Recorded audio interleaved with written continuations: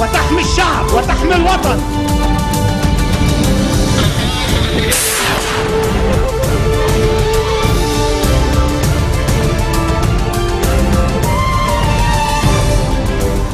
Good afternoon on this Sunday, June 8th. I'm Yumna Naufal. These are today's headlines. Abdel Fattah al-Sisi, the former Egyptian army chief, is sworn in as the new president at Cairo's Constitutional Court amid high security.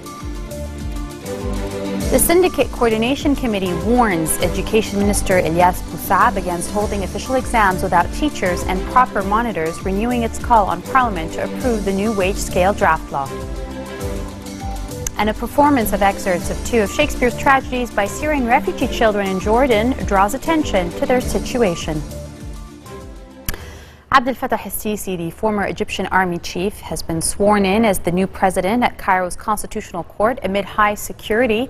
Sisi took the oath of office before the Supreme Constitutional Court in a suburb south of the Egyptian capital, the same venue where deposed President Mohamed Morsi, now on trial for charges that carry the death penalty, was sworn in 2 years ago. Sisi was declared the country's president last week after winning 96.6% of the presidential vote, beating the only other contender, Hamdine Sabahi. Turnout was recorded at 47%, lower than Sisi had called for, and despite the voting period being extended from 2 to 3 days, Sabahi won 3.09% of the vote. The results and the swearing-in on Sunday confirmed the rise of Sisi, who has suppressed Morsi's Islamist supporters and promised to restore stability and the economy after 3 years of turmoil.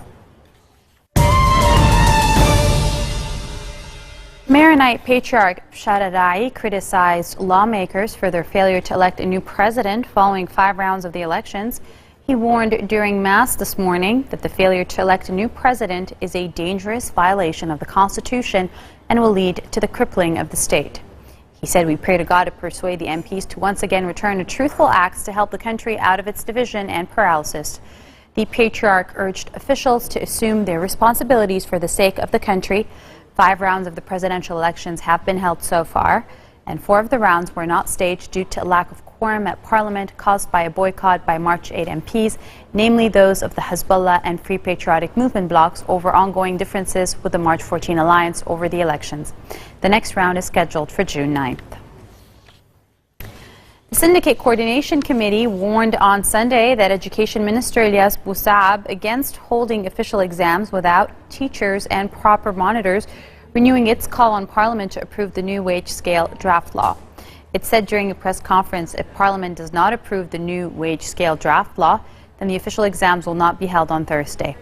Parliament is scheduled to convene on Tuesday to address the draft law amid concerns that lack of quorum will prevent the session from being held. The SEC added there are standards that should be adopted in holding official exams. The SEC is a coalition of private and public school teachers and public sector employees. On Saturday, Bousaab urged lawmakers to attend next week's parliamentary session. The corpse of a 5-year-old Syrian child was discovered in a garbage dumpster in the northern region of Halba. The body of Muhammad al-Khawli was found with multiple stab wounds in a dumpster near the entrance of the Halba Technical and Vocational School. Security forces and members of the army arrived at the scene for investigations. The murderer was soon identified as with initials N.A. He is the owner of a bakery, and he has turned himself in over to authorities, but the reasons for the crime are yet to be disclosed.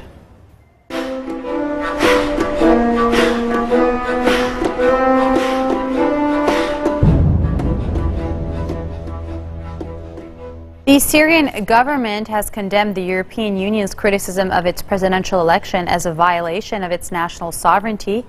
The EU described the poll, which saw President Bashar al-Assad secure nearly 90% of the vote, as illegitimate.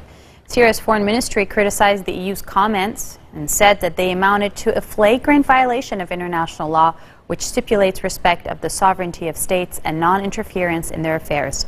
Assad was elected to a new 7-year term in an election that was declared a farce by the Western-backed opposition. The 2 other candidates, Hassan al-Nouri and Maher Hajjar, won 4.3% and 3.2% of the votes. Voting took place only in government-controlled areas and came despite 3 years of a brutal civil conflict which has killed more than 162,000 people.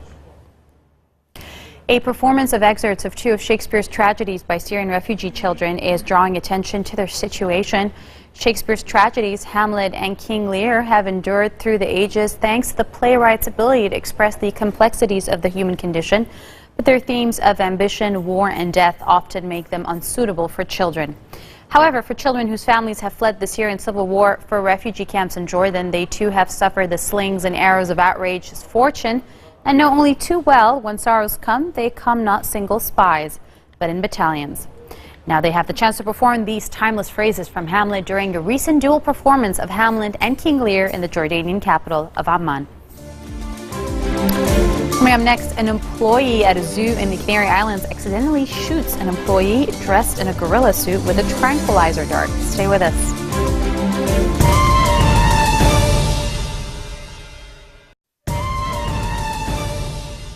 Welcome back. Pope Francis is scheduled to host a peace prayer with the Israeli and Palestinian presidents in a move aimed at bringing the two peoples together. Francis, the head of the Catholic Church, will lead prayers at the Vatican with Palestinian President Mahmoud Abbas and his Israeli counterpart Shimon Peres in a gesture aimed at fostering dialogue. Francis has been realistic about the prospects of his initiative, saying it would be crazy to expect any Vatican mediation in the Israeli-Palestinian conflict. Despite insisting that he had no wish to meddle in politics, Francis, on his second day of a visit to the Holy Land, called for Palestinians and Israelis to work together, saying the breakdown in talks between the two sides earlier this year was unacceptable. The prayers from the world's three main monotheistic religions, Judaism, Christianity, and Islam, will focus on three themes, he said: creation, invocation for forgiveness, and invocation for peace. Iran's chief negotiator says that direct talks agreed between Tehran and Washington are essential as discussions on his country's disputed nuclear program are entering a serious phase. The two countries will hold their first full-scale bilateral talks in decades on Monday and Tuesday, an unprecedented move towards securing a comprehensive nuclear deal between Iran and the West. Iranian officials will then hold discussions with Russia in Rome on Wednesday and Thursday. The Iranian Foreign Ministry said it was working to arrange other bilateral meetings with members of the P5+1 group, which includes Britain, China, France, Russia, the U.S., and Germany. The talks are aimed at securing a comprehensive agreement on the Islamic Republic's nuclear program, which the West says is aimed at developing weapons ahead of a July 20 deadline imposed under an interim deal agreed last November. In return, Iran wants an end to wide-ranging economic sanctions. At least 52 people have been killed after 7 car bombs ripped through the Iraqi capital of Baghdad. The deadliest blast took place in the Bayah district. It killed 23 people, many of them young, playing billiards.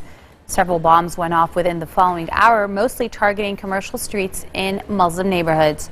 The attacks come as security forces engaged armed groups in the northern city of Mosul. Clashes between government troops and the Islamic State of Iraq and the Levant have killed at least 65 people over the past 2 days.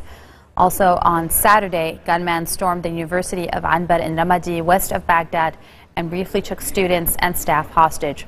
More than 900 people were killed last month across Iraq, according to figures separately compiled by the United Nations and the government.